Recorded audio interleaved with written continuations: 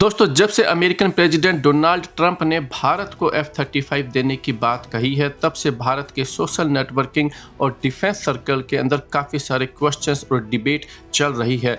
आइए वो कौन से क्वेश्चंस हैं और उन क्वेश्चंस का आंसर हम इस वीडियो में देने की कोशिश करेंगे। उस सबसे पहला क्वेश्चन है दोस्तों कि क्या भारत को American fifth generation fighter jet F-35 purchase करना चाहिए।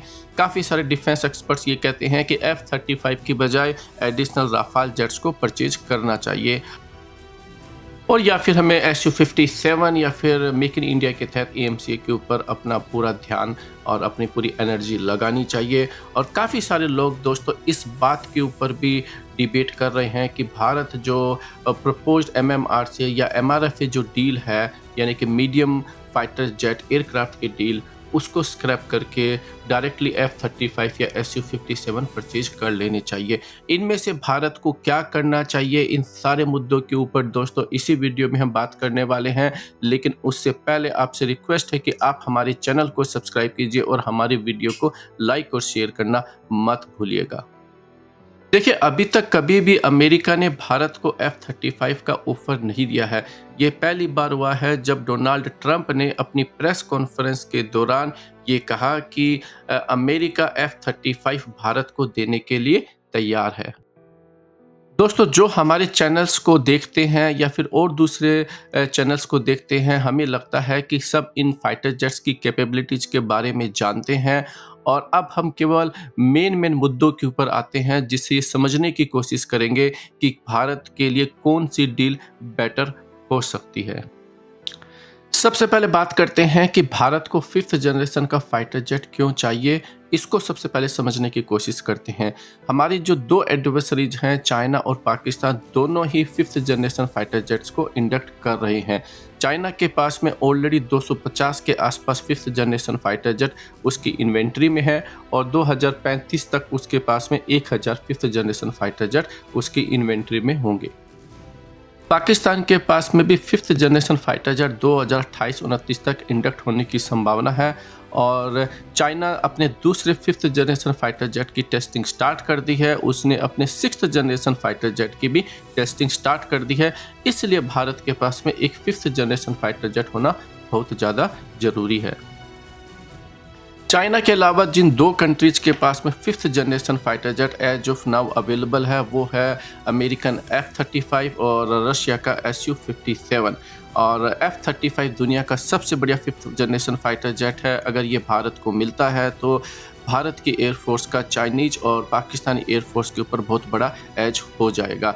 रशियन Su-57 भी एक फिफ्थ जनरेशन फाइटर जेट है, लेकिन ये F-35 के मुकाबले में काफ़ी चीप है। जहाँ तक राफाल की बात है, वो एक 4.5 जनरेशन का फाइटर जेट है और यहाँ पर ये भी नहीं भूलना चाहिए कि जो राफाल की जो अब रेडार है वो एक्चुअली पुरानी पड़ती जा रही है। अब जो राफाल टाइप के फाइटर जेट आने वाले हैं, उनके अंदर राफाल से बेटर रेडार अवेलेबल है। और जहां तक भारत का AMCA का सवाल है, वो उसने अभी तक अपनी टेस्ट फ्लाइट भी नहीं करी है और 2036 से पहले उसका प्रोडक्शन लाइन में जाने की कोई भी संभावना नहीं है। अब क्वेश्चन आता है कि हम एडिशनल राफाल क्यों नहीं बाई कर लेते हैं। देखिए, राफाल 4.5 जनरेशन का है, F-35 Su-57 fifth generation fighter jet है। इसके बावजूद राफाल जो है इन दोनों फाइटर जेट से काफ़ी एक्सपेंसिव है। भारत ने भी 36 राफाल के बाद में 2015-16 के बाद में किसी भी एडिशनल राफाल का ऑर्डर नहीं दिया है। हालांकि भारत 26 राफाल M परचेज कर रहा है, वो भी नेवी के लिए, क्योंकि भारत के पास में और कोई ऑप्शंस अभी मौजूद नहीं है और ये मेक इन इंडिया के तहत नहीं बनाए जा रहे हैं। ये डायरेक्टली फ्रांस से परचेज किए जाएंगे। आइए अब मेक इन इंडिया वाले क्वेश्चन के ऊपर थोड़ा सा डिस्कशन कर लेते हैं। देखिए, जो तेजस फाइटर जेट है उसकी IOC 2012 के अंदर मिली थी। FOC तक पहुंचने में हमें 2019 का टाइम लगा और जो फाइटर जेट आया उसको इंडियन एयरफोर्स ने लाइक नहीं किया, बल्कि भारत की जो एयरफोर्स है वो तेजस MK-1A वाले फाइटर जेट के ऑर्डर जो है प्लेस किए। तो इससे पता चलता है कि जैसे जैसे टेक्नोलॉजी अब आउटडेटेड हो जाती है, आपको नए फाइटर जेट्स की जरूरत पड़ती है। साथ में जो आपके एडवर्सरीज है उनके पास पर भी नई कैपेबिलिटीज आ जाती है, तो आपको अपने फाइटर जेट को भी अपग्रेड करना पड़ता है।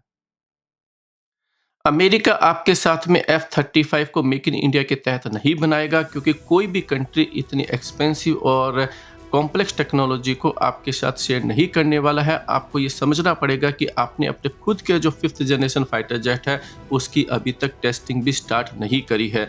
साथ में लोगों को ये भी ध्यान रखना पड़ेगा कि जो R&D होती है उसकी कोई डेफिनिट टाइम टेबल नहीं होता है। जो टेक्नोलॉजी ब्रेक थ्रू है आपको कुछ घंटों में मिल सकता है, या उसको मिलने में आपको काफ़ी सारे साल भी लग सकते हैं। और आजकल दोस्तों सोशल नेटवर्किंग के ऊपर एक और बहुत बड़ी डिबेट चल रही है। काफ़ी सारे लोग ये कहते हैं कि भारत का एक बहुत बड़ी पब्लिक जो है वो एंटी इंडिया है, वो इंपोर्ट को पसंद करते हैं, वो इंपोर्ट लॉबी वाले लोग हैं। और ऐसे जो आर्गुमेंट देते हैं दोस्तों, उनको ये समझना पड़ेगा कि भारत के पास में जितने भी फाइटर जेट हैं वो पिछली सरकारों ने ही या तो इंपोर्ट किए हैं या फिर जो है लाइसेंस के तहत इंडिया के अंदर बनाई है। आज भारत के पास में चाहे Su-30 MKI हो, चाहे राफाल हो, चाहे जैगवार हो, MiG-21, MiG-29 या फिर आपके T-72, T-90 जैसे टैंक्स हो, या फिर AK-203 जैसी गन्स हो, या फिर विक्रमादित्य जैसा एयरक्राफ्ट कैरियर हो, ये सारे या तो इंपोर्ट किए गए हैं या भारत में लाइसेंस के तहत बनाए गए हैं। अगर हम केवल अपने मेक इन इंडिया या R&D के ऊपर अगर ट्रस्ट करते रहते और अगर ये सारे इंपोर्ट नहीं करते तो भारत के पास में आज कोई भी वेपन नहीं होता। तो इस बात को लोगों को समझना पड़ेगा। और अब आते हैं दोस्तों Su-57 और F-35 के ऊपर थोड़ा सा डिस्कशन कर लेते हैं। देखिए F-35 दुनिया का बेस्ट फाइटर जेट है और F-35 जो है वो मेक इन इंडिया के तहत नहीं बनाया जाएगा। वहीं रशिया जो है Su-57 को मेक इन इंडिया के तहत ऑफर कर रहा है। F-35 जो कि अमेरिकन फाइटर जेट है, ये भारत की जो मिसाइल्स जैसे कि अस्त्रा मिसाइल्स और जो गाइडेड बॉम्ब है उनको इंटीग्रेट नहीं करेगा। वहीं रशिया जो है वो हमेशा से भारत को अपनी खुद के मिसाइल्स और दूसरे वेपन सिस्टम्स को इंटीग्रेट करने के लिए अलाउ करता है। यहाँ पर एक बात समझनी पड़ेगी दोस्तों, ये जो मिसाइलें होती हैं जैसे कि beyond visual range air to air missile या फिर एयर टू ग्राउंड मिसाइल है या फिर जो लेजर गाइडेड बॉम्ब है, ये काफ़ी एक्सपेंसिव होते हैं। जितना फाइटर जेट होता है उससे भी ज़्यादा इनकी कॉस्ट भी पड़ती है। अगर अमेरिका ये भारत को अपनी खुद की मिसाइलें अगर अलाउ नहीं करता है तो भारत को काफ़ी सालों तक इनके ऊपर लगने वाली जो मिसाइलें और गाइडेड बॉम्ब है वो अमेरिका से परचेज करना पड़ेगा, जो कि एक काफ़ी एक्सपेंसिव मैटर है। वहीं अगर हम रशियन Su-57 की बात करते हैं तो रशिया भारत को अपनी खुद की मिसाइलें और दूसरे बॉम्ब्स इंटीग्रेट करने के लिए अलाउ करता है। F-35 जो है उसकी पर आवर ऑपरेटिंग कॉस्ट काफ़ी ज़्यादा एक्सपेंसिव है और वहीं जो Su-57 है वो इस मामले में काफ़ी चीप पड़ता है। और अब बात करते हैं दोस्तों इलॉन मस्क की, जिन्होंने F-35 के ऊपर एक ट्वीट करी थी और उन्होंने कहा था कि F-35 एक बहुत ही घटिया फाइटर जेट है और आजकल मैन मेड फाइटर जेट कौन बनाता है, क्योंकि इसमें ह्यूमन लाइफ के लॉस होने की चांसेस बहुत ज़्यादा होती है, इसलिए ड्रोन्स के ऊपर जो है काम करना चाहिए। यहाँ पर दोस्तों हमें नहीं भूलना चाहिए कि आजकल जो इलॉन मस्क है वो एक तरीके से पॉलिटिकल कमेंट्स बहुत सारे दे रहे हैं। उनका एक अपना खुद का पॉलिटिकल एजेंडा है। साथ में अगर हम उनके खुद को भी देखते हैं तो टेस्ला जो है वो अभी भी फुल्ली ऑटोमेटेड नहीं है, अभी तक उसको अप्रूवल सरकार से नहीं मिली है और वो इतने सालों से इसके ऊपर काम करते हुए आए हैं। और जहाँ तक मार्स मिशन है दोस्तों, उसके अंदर भी उनको कोई ज़्यादा बड़ी सफलता नहीं मिली है। वो और कंट्री से थोड़ा सा आगे चल रही हैं, लेकिन अभी भी उनको कोई ब्रेक थ्रू नहीं मिली है। और जहाँ तक अमेरिकन आर्म्ड फोर्सेज है वो बहुत बड़ी संख्या के अंदर 5th जनरेशन फाइटर जेट को इंडक्ट कर रही है। और जहाँ तक और दूसरी कंट्रीज है वो भी लगातार 5th जनरेशन फाइटर जेट बना रही है, चाहे वो चाइना हो, टर्की हो या फिर यूरोपियन यूनियन, साउथ कोरिया और इवन भारत अपने खुद के 5th जनरेशन फाइटर जेट के ऊपर काम कर रहे हैं। और आने वाले जो 25 से 40 साल दोस्तों 5th जनरेशन फाइटर जेट की जो है वो डिमांड बनी रहेगी। और इसी तरीके से दोस्तों इलॉन मस्क की तरह रशियन और यूक्रेन वॉर का एग्जांपल दिया जाता है, जहां पर रशिया ने अपनी एयरफोर्स का लिमिटेड यूज किया है और उनकी जो फाइटर जेट है वो यूक्रेन का जो एयर डिफेंस सिस्टम्स है उसके जरिए जो है शूट डाउन कर दिए जाते हैं।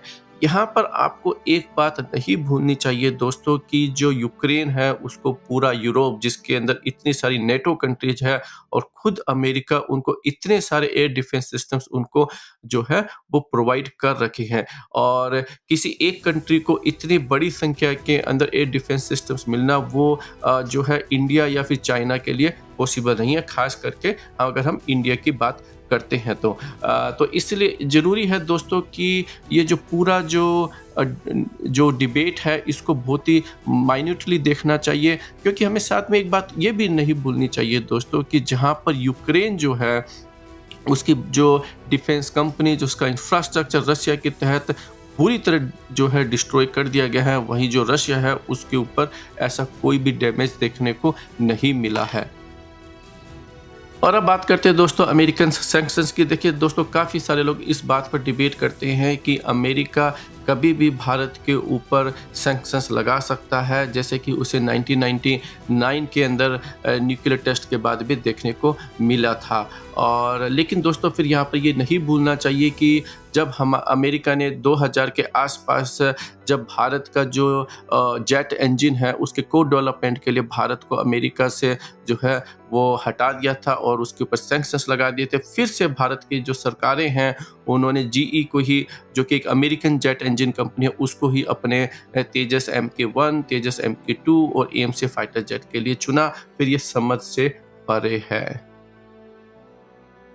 क्योंकि अमेरिका जब चाहे तब इन जो इंजन्स हैं इनकी सप्लाई को रोक सकता है और भारत के जो तीनों प्रोग्राम हैं, तेजस MK1A, तेजस MK2 और AMC, ये होल्ड पर चले जाएंगे। और अगर फिर भारत को इनके लिए किसी नए इंजन को अगर सेलेक्ट करने की ज़रूरत पड़ती है तो भारत को फिर से डिजाइन फेज पर जाना पड़ेगा। तो आप जो है इन सारे मुद्दों को टोटलिटी के अंदर समझने की कोशिश कीजिए। और अब क्वेश्चन आता है दोस्तों कि भारत को क्या करना चाहिए। देखिए, हमारी नज़र के अंदर यहीं पर पॉलिटिकल लीडरशिप जो है उसकी जो लीडरशिप क्वालिटी है वो देखना पड़ेगा। अब आज की टाइम पर अमेरिका को भारत से पैसे चाहिए अपना जो ट्रेड डेफिसिट है उसको कम करने के लिए, वहीं रशिया जो है उसको भारत की ज़रूरत है।